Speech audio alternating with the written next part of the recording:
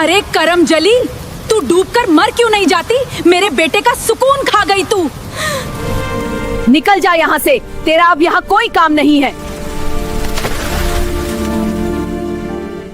दोस्तों, ये कहानी कानपुर देहात की है, जहां गांव के आखिर में एक पुराना सा घर था। ये घर था राजेश तिवारी का। वो गरीब तो नहीं थे, लेकिन अमीर भी नहीं थे।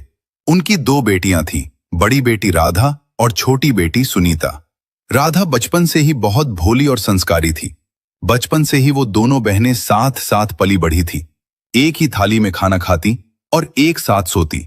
लेकिन जैसे जैसे उम्र बढ़ती गई, सुनीता के मन में एक अजीब सी जलन पैदा होने लगी। असल में गांव के लोग भी राधा की तारीफ करते थे। अरे देखो तो, राधा कितनी सीधी है, एकदम देवी जैसी, शांत और दयालु। हाँ, आजकल ऐसी लड़कियां कहाँ मिलती हैं? अगर ऐसी बहू मिल जाए तो घर स्वर्ग बन जाए।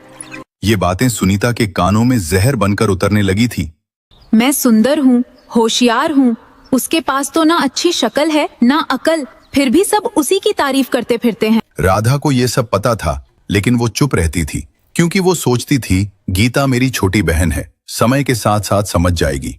एक दिन राजेश तिवारी ने दोनों बेटियों को पास बुलाया और कहा, बेटा, अब तुम दोनों की शादी का समय आ गया है। राधा ने सिर झुका लिया, लेकिन सुनीता की आंखें चमक उठी। पहले राधा के लिए राघव का रिश्ता आया। राघव गरीब था और खेत में काम करता था, लेकिन वो नीयत का साफ और नेक दिल इंसान था।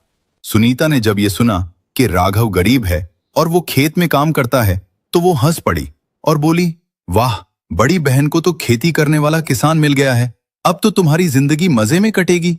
वैसे भी तुम्हें तो बंधुआ मजदूरी करना अच्छा लगता है।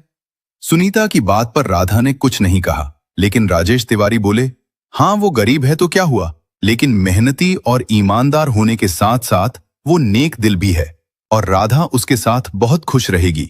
राधा ने सिर झुकाकर कहा, जी बाबूजी, आपने मेरे लिए ठीक ही सोचा है। कुछ दिन बाद सुनीता के लिए निखिल का रिश्ता आया, जो एक बड़ा व्यापारी था। खूबसूरत बंगला, नौकर चाकर, उसके पास सब कुछ था। ये सुनते ही सुनीता का घमंड और भी बढ़ गया। वो बोली, देखा बाबूजी, किस्मत भी समझती है कि कौन किस चीज के लायक है। तिवारी जी ने सुनीता की बात का जवाब नहीं दिया, क्योंकि वो उसकी रग रग से वाकिफ थे। खैर, शादी की तारीख तय की गई और जल्द ही उन दोनों बहनों की शादी भी हो गई। राधा शादी करके राघव के साथ उसके घर आ गई। राघव का घर छोटा था, छप्पर की छत, एक टूटी सी रसोई और कुछ बोरियों में अनाज रखा था। राघव बोला, राधा, मेरे पास ज्यादा कुछ तो नहीं है, लेकिन मैं कोशिश करूंगा कि तुम्हें कभी किसी चीज की कमी ना हो। राघव, मुझे कुछ नहीं चाहिए, मेरे लिए तो बस आपका साथ ही काफी है। उधर जब सुनीता अपने ससुराल पहुंची, तो इतना आलीशान घर और चमचमाती गाड़ियां देखकर हैरान रह गई। वाह, इतनी दौलत और शोहरत, अब ये सब मेरा है। मेरी तो ऐश ही ऐश है।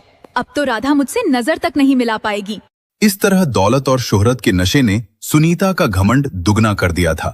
उसने नौकरानी को आवाज लगाई, ओए लाजो, तूने मेरा कमरा ठीक से साफ क्यों नहीं किया? लेकिन मैंने तो सुबह ही अच्छी तरह साफ किया था छोटी मालकिन। तो क्या मैं झूठ बोल रही हूँ? नौकर हो, नौकर की तरह रहो। चलो जल्दी से कमरा साफ करो। और हाँ, किसी नौकर को मेरे लिए नारियल पानी लाने को कहो। जी छोटी मालकिन, मैं अभी कह देती हूँ। इसी तरह दिन और महीने बीतते गए और तीज का त्योहार आ गया। वो दोनों बहनें अपने मायके आ गई। राधा ने साधारण सी साड़ी पहनी हुई थी और सुनीता ने रेशमी लहंगा पहना हुआ था।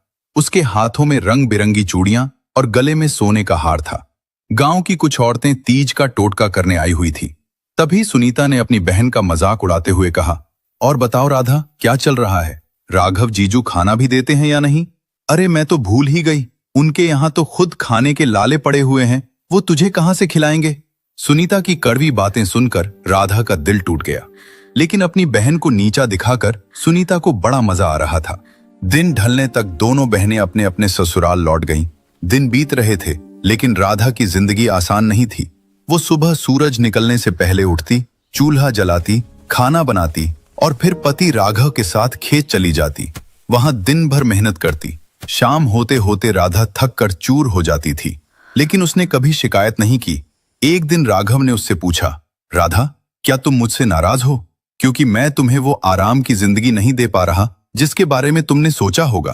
राधा बोली, अरे नहीं नहीं, आप ऐसी बातें क्यों कर रहे हैं? मुझे